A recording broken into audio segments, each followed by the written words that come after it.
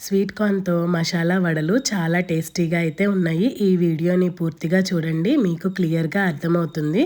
ఈ వీడియో మీ దాకా వస్తే నేను మీ నుంచి కోరుకునేది ఒక్క సబ్స్క్రిప్షన్. పప్పులన్నీ ఒలుచుకుంటాం కదా! ఆ స్వీట్ కార్న్ కొన్ని పక్కన పెట్టుకొని కొన్ని మిక్సీ జార్‌లో వేసుకోండి. మిక్సీ జార్‌లో వేసుకునేటప్పుడు కొంచెం అల్లం ముక్క, 2 పచ్చిమిరకాయలు, కొంచెం రాళ్ళ ఉప్పు, జీలకర్ర వేసుకొని కోర్స్‌గా బ్లెండ్ చేసుకోవాలి. ఆ బ్లెండ్ చేసుకున్నది ఒక బౌల్‌లోకి తీసుకోవాలి. తీసుకున్న తర్వాత మనం పప్పులు విడిగా పెట్టుకుంటాం కదా! ఆ కార్న్ ఇత్తనాలన్నీ కూడా దాంట్లో కలిపేసుకొని ఇప్పుడు సన్నగా బారుగా కోసుకున్న ఉల్లిపాయలు, కొత్తిమీర, పుదీనా, ఉప్పు చాలకపోతే కొంచెం ఉప్పు, దీంట్లోకి ఇప్పుడు మెయిన్ ఇంగ్రీడియెంట్ శనగపిండి 2 గరిటెలైతే పడుతుంది నాకు. ఒక గరిటేమో బియ్యపిండి పట్టిందనమాట. వరిపిండి వేసుకున్నాను.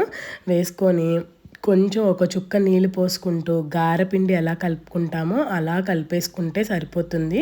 ఇది తినేటప్పుడు మాత్రం చాలా టేస్టీగా ఉన్నాయి. మస్ట్ అండ్ ట్రై అనమాట.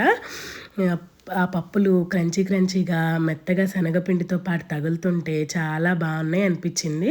ఫస్ట్ గారెలాగా రౌండ్గా చేసి మధ్యలో హోల్ పెడితే నాకు ఎందుకో అంత ఇదిగా నీట్గా షేప్ రాలేదనిపించింది. సో అందుకని చెప్పి వడల్లాగా వేసానన్నమాట. ఇలా గోల్డెన్ బ్రౌన్ కలర్ వచ్చిన తర్వాత తీసేసుకోవాలి. నూనె కూడా చాలా తక్కువగా అయితే పీల్చింది, ఎక్కువ ఏం పీల్చలేదన్నమాట. కానీ ఈవినింగ్ స్నాక్స్గా చేసి పెడితే విత్ సాస్తో తిన్నారు మా పిల్లలైతే. చాలా టేస్టీగా ఉన్నాయి మమ్మీ, ఇంకొకసారి చెయ్యి అని చెప్పి అడుగుతున్నారు. తినేటప్పుడు ఆ పప్పుల మధ్యలో తగులుతుంటే మనం గ్రైండ్ చేయని ఉంటాయి కదా, ఆ కార్న్ విత్తనాలు, అవి తగులుతుంటే చాలా బాగున్నాయి. చూస్తుంటేనే మళ్ళీ ఒకసారి చేసుకొని తినాలనిపిస్తుంది. చేసిన వాళ్ళు మాత్రం తప్పకుండా నాకు కామెంట్ పెట్టండి టేస్ట్ ఎలా ఉన్నాయో. నాకైతే చాలా బాగా నచ్చినాయి. Thank you for watching.